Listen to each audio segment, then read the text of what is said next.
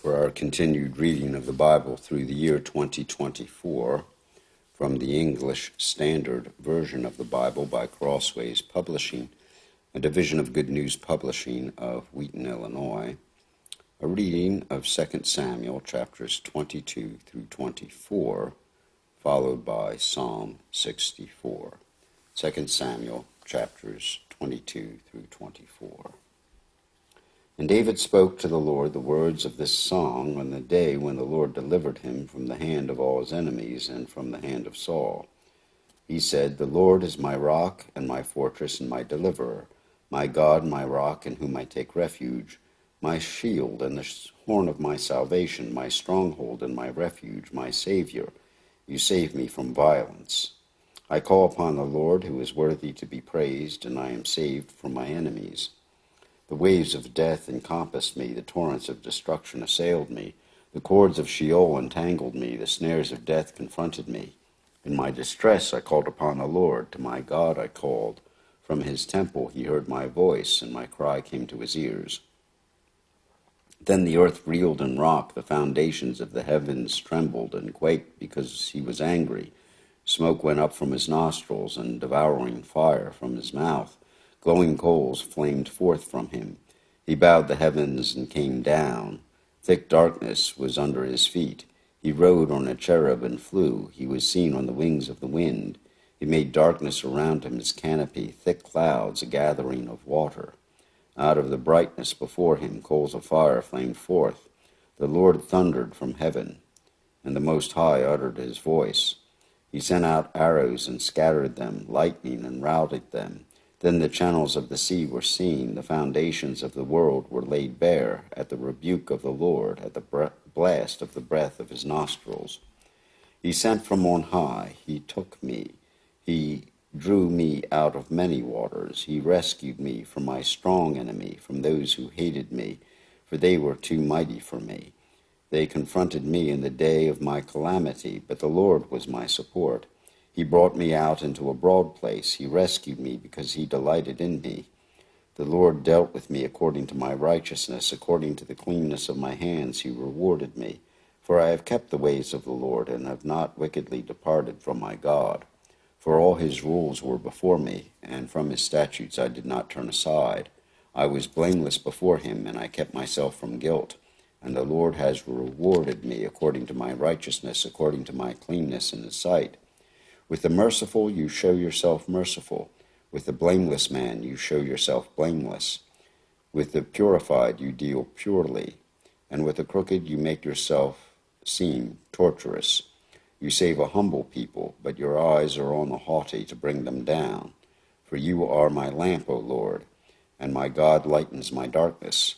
For by you I can run against a troop, and by my God I can leap over a wall. This is God, his way is perfect. The word of the Lord proves true. He is a shield for all those who take refuge in him. For who is God but the Lord? And who is a rock except our God? This God is my strong refuge, and has made my way blameless. He made my feet like the feet of a deer, and set me secure on the heights. He trains my hands for war, so that my arms can bend a bow of bronze. You have given me the shield of your salvation, and your gentleness made me great. You gave me a wide place for my steps under me, and my feet did not slip. I pursued my enemies and destroyed them, and did not turn back until they were consumed. I consumed them, I thrust them through, so that they did not rise. They fell under my feet. For you equipped me with strength for the battle. You made those who rise against me sink under me. You made my enemies turn their backs to me, those who hated me, and I destroyed them.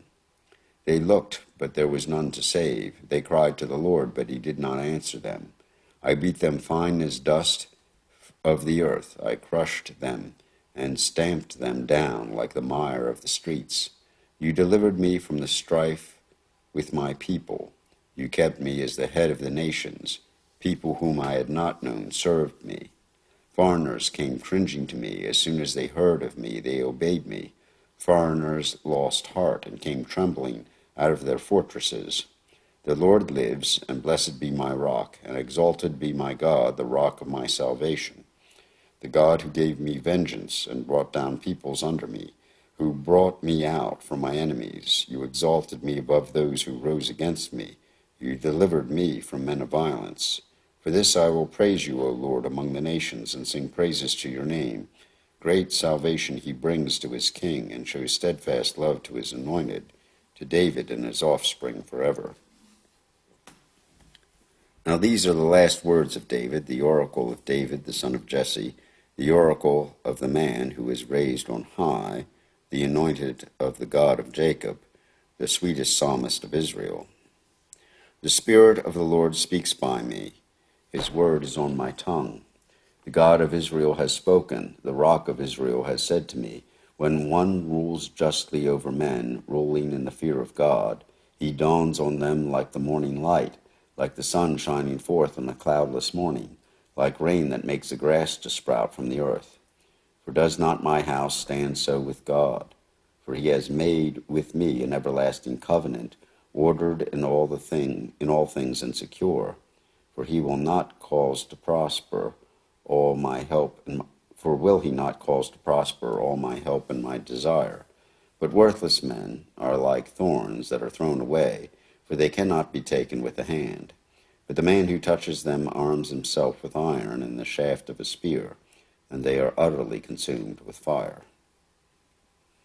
These are the names of the mighty men whom David had: Josheb-Bashebet, a Talchemonite. He was the chief of the three. He wielded his spear against 800 whom he killed at one time. And next to him among the three mighty men was Eleazar, the son of Dodo, son of Ahoai. He was with David when they defied the Philistines, who were gathered there for battle, and the men of Israel withdrew. He rose and struck down the Philistines until his hand was weary, and his hand clung to the sword. And the Lord brought about a great victory that day, for the men returned after him only to strip the slain. And next to him was Shammah, the son of Agi, the Hararite. The Philistines gathered together at Lehi. There was a plot of full ground of lentils, and the men fled from the Philistines. But he took his stand in the midst of the plot and defended it, and struck down the Philistines, and the Lord worked a great victory. And the 3 of the 30 chief men went down and came about harvest time to David at the cave of Adullam, when a band of Philistines was encamped in the valley of Rephaim. David was then in the stronghold, and the garrison of the Philistines was then at Bethlehem. And David said longingly, "Oh, that someone would give me water to drink from the well of Bethlehem that is by the gate." Then the 3 mighty men broke through the camp of the Philistines and drew water out of the well of Bethlehem that was by the gate, and carried and brought it to David. But he would not drink of it. He poured it out to the Lord, and said, "Far be it from me, O Lord, that I should do this. Shall I drink the blood of the men who went at the risk of their lives?" Therefore he would not drink it. These things the 3 mighty men did. Now Abishai, the brother of Joab, the son of Zeruiah, was chief of the 30, and he wielded his spear against 300 men, and killed them, and won a name beside the 3. He was the most renowned of the 30, and he became their commander, but he did not attain to the 3. And Benaiah, the son of Jehoiada, was a valiant man, of Kabzeel, a doer of great deeds. He struck down 2 Ariels of Moab. He also went down and struck down a lion in a pit on a day when snow had fallen, and he struck down an Egyptian, a handsome man. The Egyptian had a spear in his hand, but Benaiah went down to him with a staff, and snatched the spear out of the Egyptian's hand, and killed him with his own spear. These things did Benaiah, the son of Jehoiada, and won a name besides the 3 mighty men. He was renowned among the 30, but he did not attain to the 3, and David set him over his bodyguard. Asahel, the brother of Joab, was one of the 30. Ahanan, the son of Dodo of Bethlehem, Shammah of Harod, Elika of Harod, Helez the Paltite, Ira the son of Ikish, of Tekoa, Abiezer of Anathoth, Mebunai the Hushathite, Zalman the Ahorite, Maharai of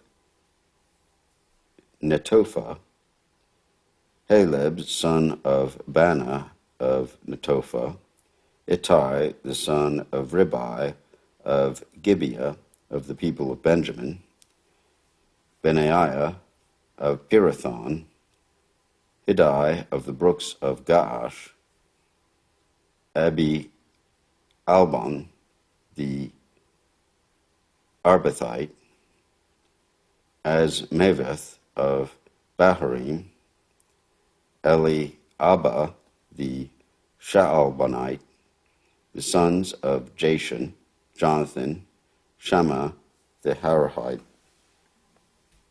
Ahiam the son of Sherah the Hararite, Eliphelet the son of Abishai of Maacah, Eliam the son of Ahithophel the Gileonite, Hezro of Carmel, Parai the Arbite, Igal the son of Nathan of Zobah, Benai the Gadite, Zelek the Ammonite, Naharai of Beeroth the armor-bearer of Joab the son of Zeruiah, Ira the Ithrite, Gareb the Ithrite, Uriah the Hittite, 37 in all.